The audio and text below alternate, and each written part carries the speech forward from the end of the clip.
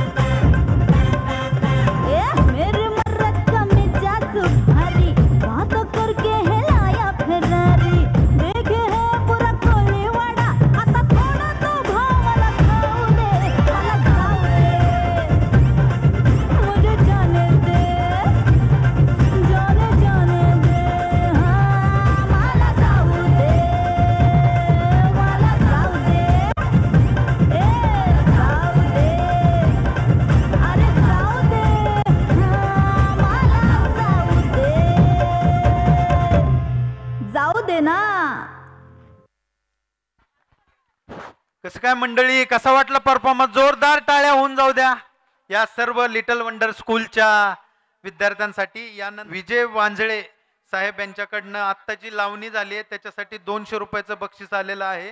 Little wonder स्कूलच्या वतीनं मी त्यांचे मनपूर्वक आभार व्यक्त करतो.